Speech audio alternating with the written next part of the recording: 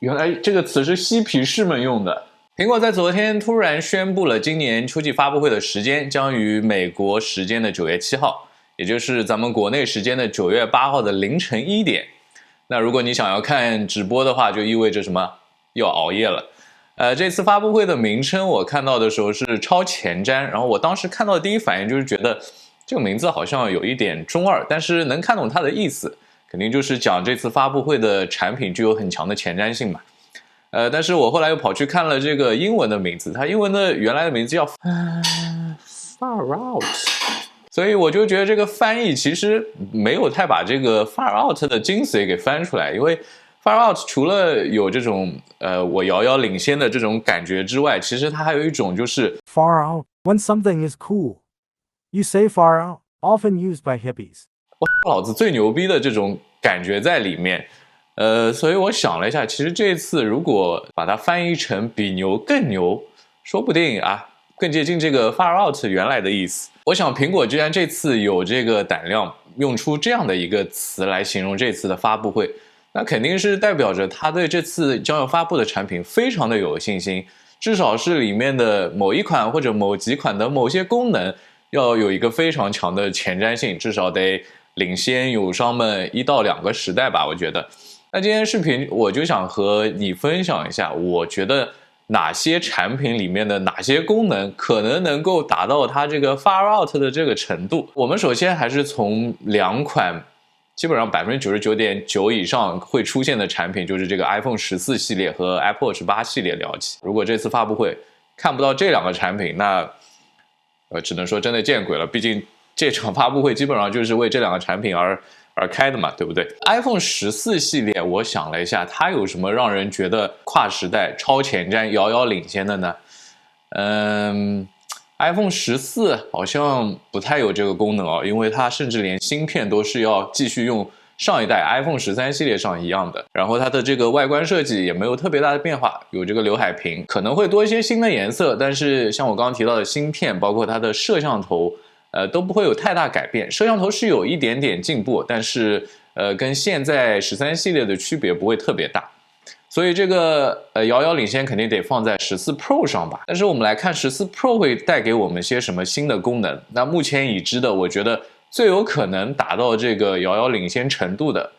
应该就是它这个4800万像素的新的摄像头模组了。我想吐槽一下的是，说不定这个 Far Out 指的是它这个更突出的摄像头模组也说不定。我们都知道苹果在以前，特别是应该7、8年前的时候，苹果的摄像头大家一定是觉得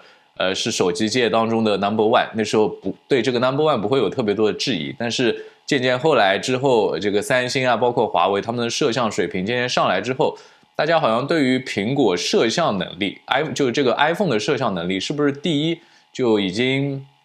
挺怀疑的了。而且在很多比较当中，它也并不是能够稳操胜券。那是不是这一次它的摄像头经过了大更新之后，又重新获得了这个 Far Out 的这个水准呢？那我觉得这是可能性之一。那另外一个让我觉得有可能达到这个遥遥领先的，就是它的 A16 芯片了。但是其实根据之前一直的消息，这次 A16 芯片相比于 A15只是一次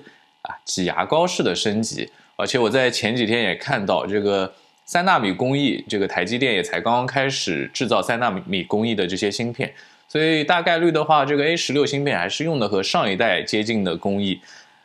那想要实现这个超前瞻，好像可能性不大。那说完这个 iPhone 的可能性，我们再来看看 Apple Watch 8。其实 Apple Watch 8咱们知道的消息也不少了。那无论是从设计上还是它的芯片性能上，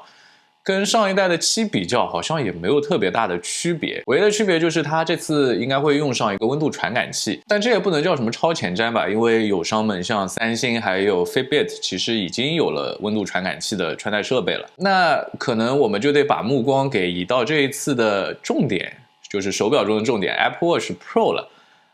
因为 Apple Watch Pro 这次是确实有不小的升级的，无论是它的这个抗衰程度，因为都叫坚固版嘛，探索版，还是它这个电池续航，甚至是它的屏幕显示面积，跟之前我们能看到这些苹果手表相比，都有一个非常巨大的提升。但是光从这几点来讲，对我来说好像也构不成一个遥遥领先的感觉。哦，你知道吗？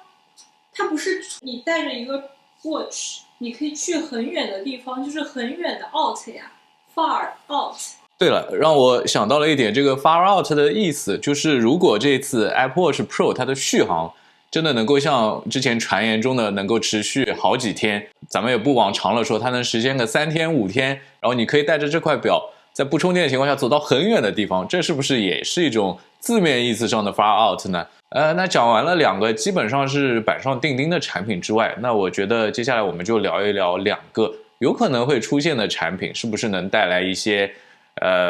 质的飞跃在这个技术上或者使用体验上。那第一个有可能出现的产品就是 AirPods Pro 的第2代，在之前的一期视频也讲过，今年是有可能更新这个 AirPods Pro 第2代的。我相信屏幕前的你可能也已经等这款产品等了不少时间了。那根据之前的消息，这一次它会用上 H2 芯片，也就是上一代芯片的升级版，而且很有可能会支持无损音乐。像这样体积小巧的无线蓝牙耳机，如果能够支持无损音乐的话，我倒是觉得确实对于别的同类型的产品是一次遥遥领先的升级。那另外还有一个可能性，就是在我之前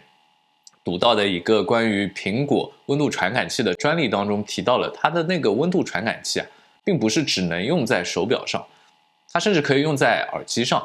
那如果这个耳机它还配备了温度传感器，能够实现对人体体温的监测，我觉得也倒是一个far out 的升级。毕竟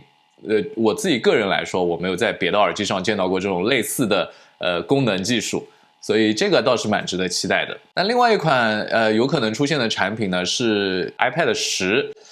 不过 iPad 10能有什么令人惊讶的质一般的这个升级呢？我确实是想不出来，因为这一次除了它的外形得到了一个比较重大的更新之外，别的其实就是这个基本款的常规升级吧，升级一下这个芯片，升级一下摄像头，然后把之前的一些高端版本有的一些功能可能会加一些过来，所以我觉得 iPad 10基本上可以踢出这一次far out的考虑的这个范围了。今天就和大家分享这么多我对这次苹果发布会命名的一些想法。那这些将要发布的产品到底哪些可以给我们带来这种真的超前瞻跨时代的这种感受，那我们还是要到发布会的那一天才能看到。那今天视频就是这样，我是小天，一个普通消费者、上班族的科技爱好者，我们下个视频再见，拜拜。